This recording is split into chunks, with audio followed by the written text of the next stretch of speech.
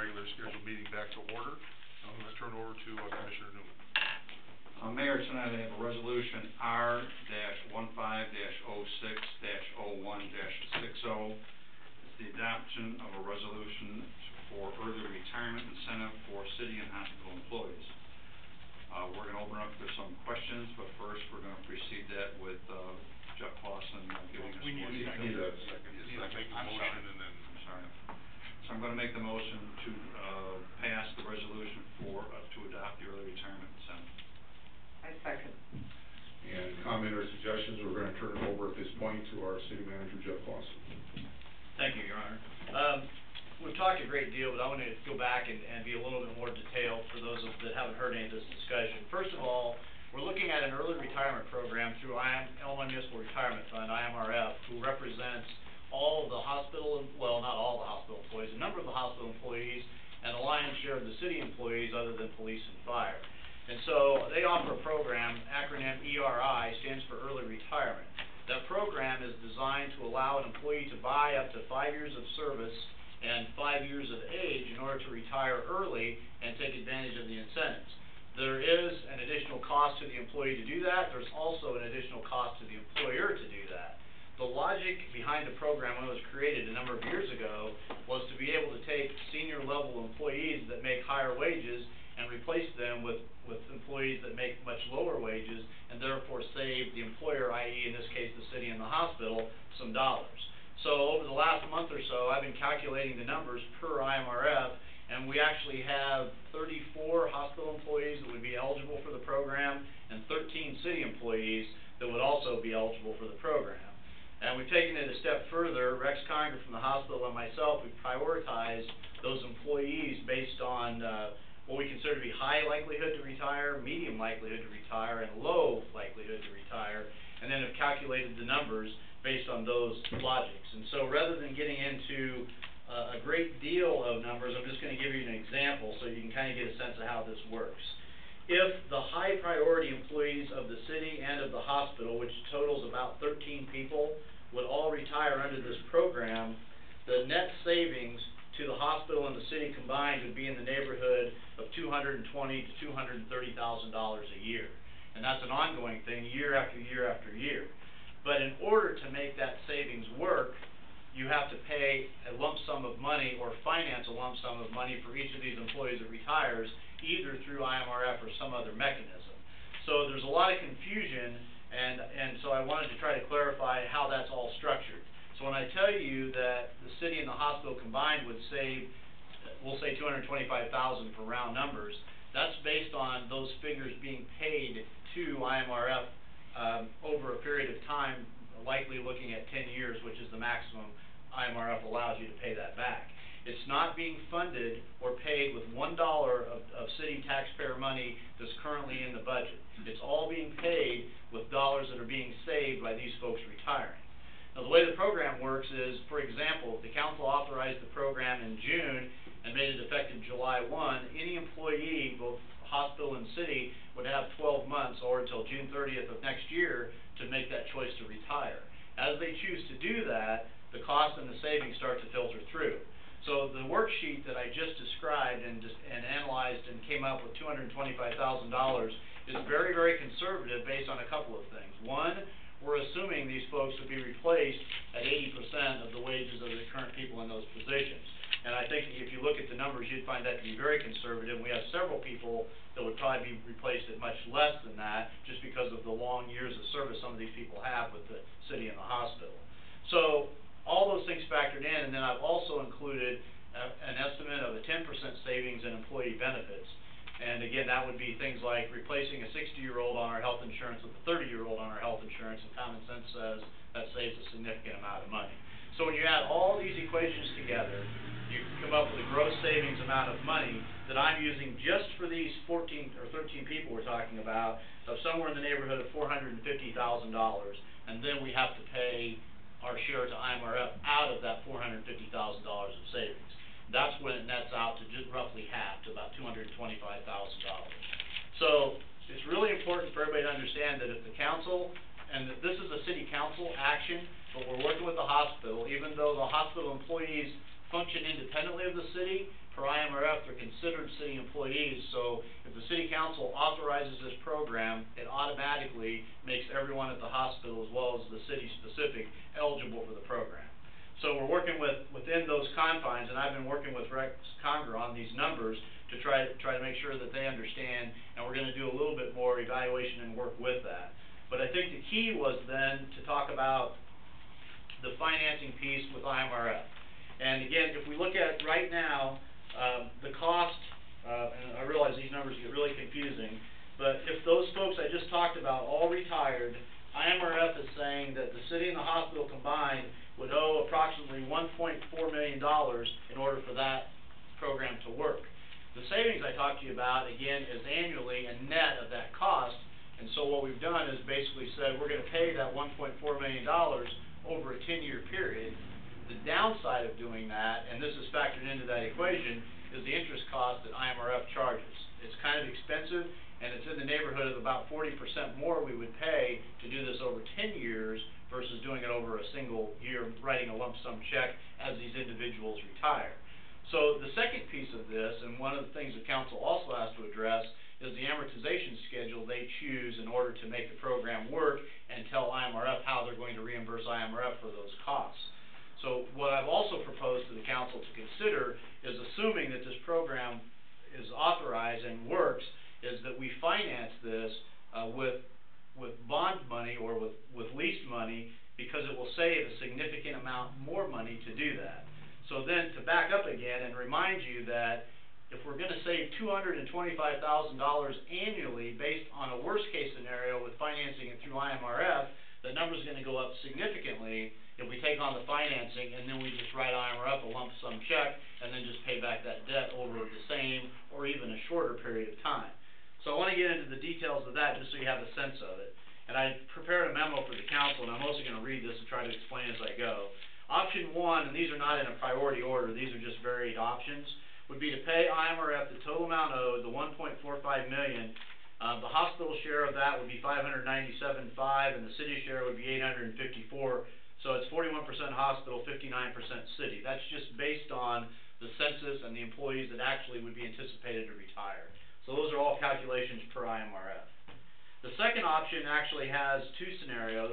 Option 2A, which is what I've described, and all the numbers I've researched or provided to you and talked about are based on this scenario, which is to make regular payments to IMRF over a 10-year period. IMRF will add 43% to the initial cost of the $1.45 million to cover the extension, and this would be additional costs of $624,000. That's what's plugged in right now with the savings I'm talking about. So an alternative to that option would be to pay IMRF a lump sum, the $1.45 million, based on that group retiring, and then issue a bond or a note to cover the cost over a 10-year cycle. Based on 3.5% interest, which we think we can easily get, would add $270,000 to that cost, or a savings over the option I just described of $353,000. So in other words, another $353,000 split between the city and the hospital would be saved in addition to that $225,000 just by financing this with these new dollars rather than just allowing IMRF to do it out of convenience. And I just have one more option because I realize for most of you this is way too many numbers for one night. But the third option is to make regular payments to IMRF over a 7-year period rather than a 10. IMRF will add about 29% to that cost, and so that $1.45 million will have an additional $421,000 added to it. The alternative to that, if we finance ourselves again, would be to pay the lump sum of the $1.45 million and issue a 7-year bond or note, and that bond would add about $187,000 of interest, or a $233,000 savings. So no matter what scenario you look at with this, we're taking existing dollars that we're paying for payroll, and we're lowering those existing payroll dollar costs and employee benefit costs, and then we're taking some, this is the key point, some of that savings and either using it to pay bonds to pay IMRF, or we're using it just to pay IMRF directly. So we've looked at scenarios of high people retiring, of medium people retiring, of everyone on this list retiring, and there's no scenario that doesn't show pretty significant savings to the city and the hospital over a period of time. And I remind you that this is annual savings we're talking about, so when you replace an employee that makes $60,000 or $70,000 with somebody that makes $40,000 or $50,000, annual increases are slower, all the benefit costs are slower, and it just continues to add up over a period of time. So this year, based on the numbers, based on the census of employees between the two entities, it really looks very attractive for the city to take advantage of the early retirement program. So I'll stop there and see if there are questions. Yeah, just under option 2B, you had mentioned that the $353,000 less in cost over option 2A, 59% of that would be the city share, correct? The 41% would be the hospital share. Correct, that's correct. And in all cases, Jeff, this would not be money, again, out of the coffers of the city. This would be money that we would be able to utilize from the savings that we would realize with the lower salaries. Right, and one thing I did not mention, the hospital has maybe 2 employees that if they retired, they would likely not replace, they might restructure, they might look at something different. This is their voice, not mine. And then the city, we know for sure we have 2 people that if they took advantage of the program, there would not be a need to replace those positions. So those savings are also factored into those, and that's one of the things that helps drive the numbers up, obviously.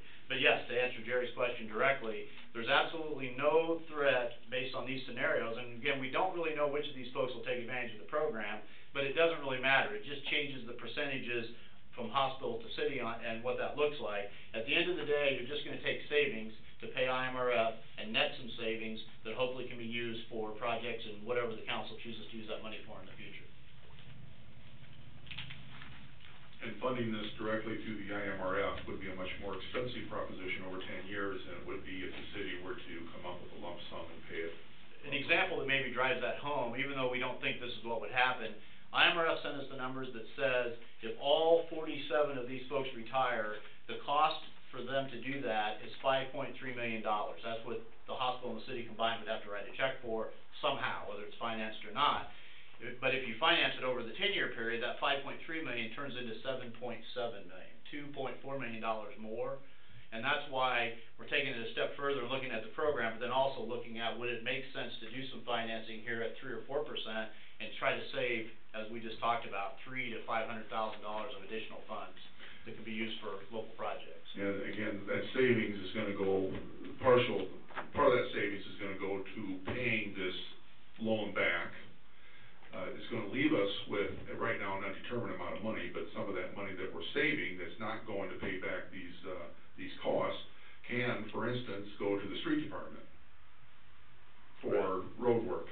And one of the reasons why I think the mayor's using the street department is because if you were to see the list, which at some point, obviously, if they do the program, we can share the list of people, is predominantly street department employees. And if anybody knows anything about the city's operations, we've got some street department employees that are more at the end of their career than at the beginning. So there's a fair amount of those folks that may want to take advantage of the program. And it is voluntary. It's important to understand that the council offers it. It's a 12-month window. Anybody on the list is eligible to choose. They're also not required to. So it's completely an individual employee's decision. Anything else for me? Mayor, I'd like to make a motion that we table this issue for this evening and maybe plan an executive session for next Tuesday evening. That would be June 9th, I believe, at 7 p.m. here in City Hall. And then I believe would we then have a special open meeting immediately following the executive session? We would if we're going to, act on a resolution, absolutely. Yeah.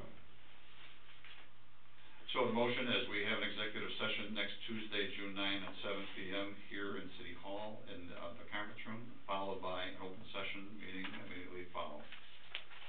I second. Motion's been second. Any further discussion? Take roll. Commissioner Warren. Aye. Commissioner Mabry. Aye. Commissioner Fabia. Aye. Commissioner Newman. Aye. Mayor Querem. Aye. Okay, thank you, Commissioner Newman. We're going to skip the next resolution because we didn't address the first resolution. They both go hand in hand. And we're going to go down to, again, Commissioner Newman. Mayor, tonight I've got ordinance O-15-06-01-90. And it is ordinance to amend the defines the way in which, hospital board members are assigned. Let me just walk you through it quickly. Currently, we have a 7-member hospital board, 5 of which are, residents of the city, and 2 of which may be non-residents of the city, but they must reside within Princeton Township. The proposed ordinance would change that we would still have a 7-member board, but 4 of which would be residents of the city, and 3 hospital directors would be non-residents of the city, but may reside within the confines of Bureau County.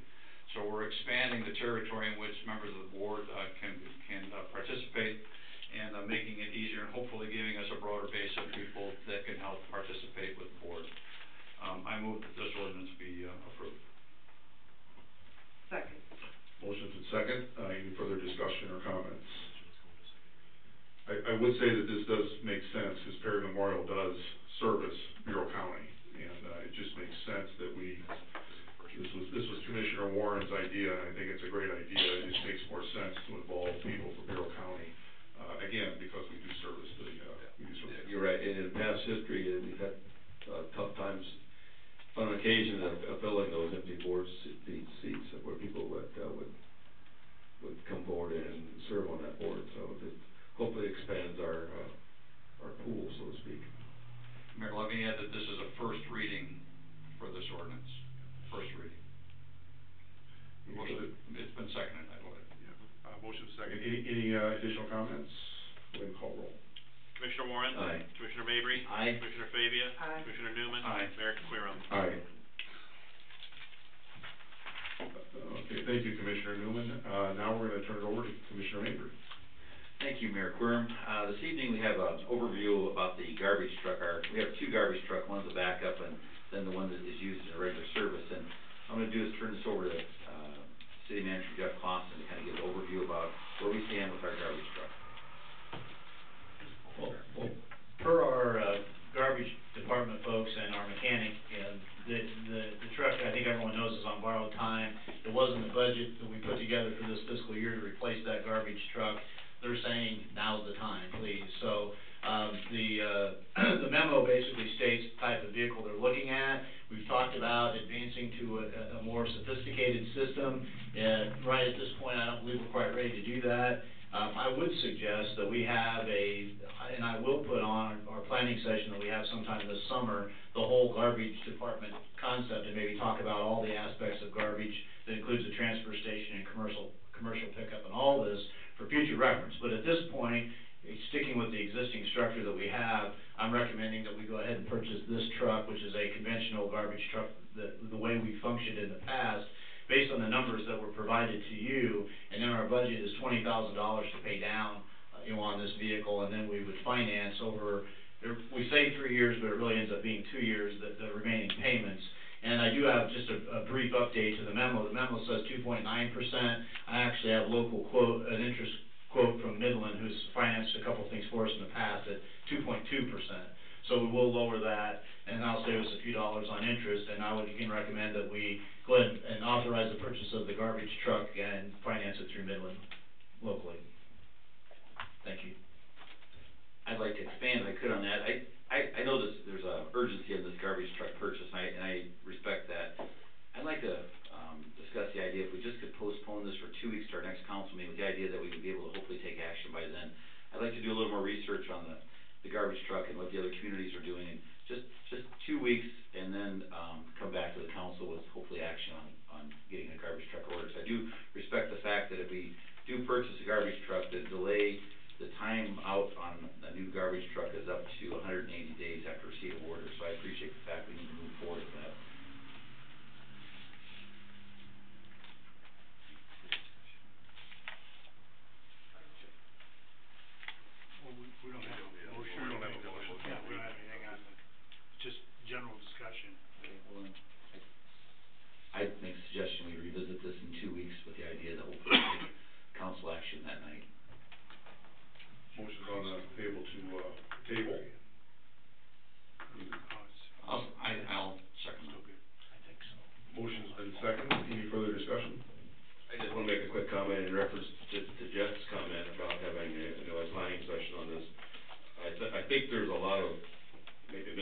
information here about the automated system that we can get into at that planning session. There are ways of paying for this, and there are ways of making these automated systems work even in close quarters, but we'll discuss that in the planning session. Any further discussion? Go ahead and call roll. Commissioner Warren? Aye. Commissioner Mabry? Aye. Commissioner Fabia? Aye. Commissioner Newman? Aye. Mayor Querem? Aye. Thank you, Commissioner Mabry, and now we'll go to the, city manager report. Pass, thank you. Any old business? Any new business? I have a couple of items I wanted to make note. We've had, during the last month or so, we have lost, two former city employees, Maddie Reed and Tom Rogie, passed away, probably within the last, 4 to 5 weeks, and, city offers condolences to their families. Also like to offer condolences to Commissioner Mabry, who recently lost his father. Most people don't realize that, I don't know if it was last Saturday or last Sunday night, I don't remember which was, the, city of Princeton lost power for, 9.5 hours. But, city residents and businesses that were operational at that time only recognized, or only realized a 30-minute outage, and that's because of our generating plant across the street. We were able to power up 2 generators, providing city power until Ameren came back online, which was about 8:15 the following morning. So another, example of our electric generating plant and what a great asset it is to the city of Princeton. And I also like to, recognize, Chief Root and the Princeton Police Department. We've had a recent robbery out, bank, downtown. They were on the scene almost immediately. They got some great photographs of the, 2 individuals that, pulled off this crime. They're getting fingerprints as well, I believe, and, they are, hot on the trail. So, great job of the Princeton Police Department and for controlling that situation. Thank you, Mayor. Go ahead. No, I have nothing. That's it. All right. Mayor, I move that we adjourn, to our special executive. We got, public comment. Any public comment? Sorry. Just need your name. I wasn't planning to speak, but you brought up some points. My name's Geraldine Woodley. The first thing is, just as you're going now to executive session, is it possible to do executive session after the public meeting each time?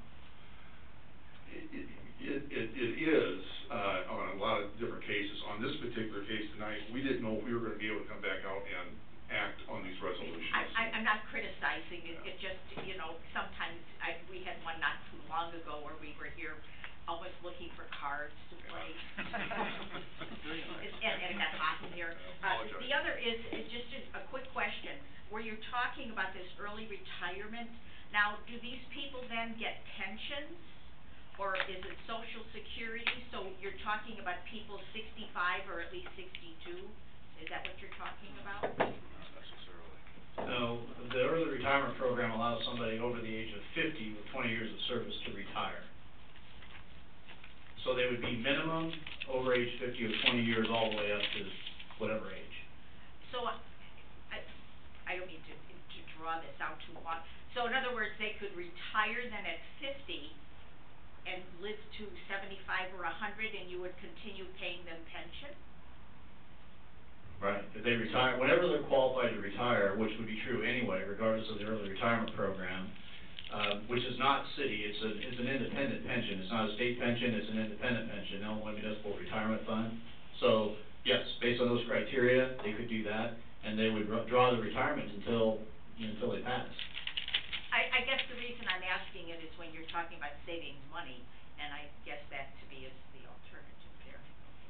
All right, thank you. Any other, public comment? I entertain a motion to adjourn.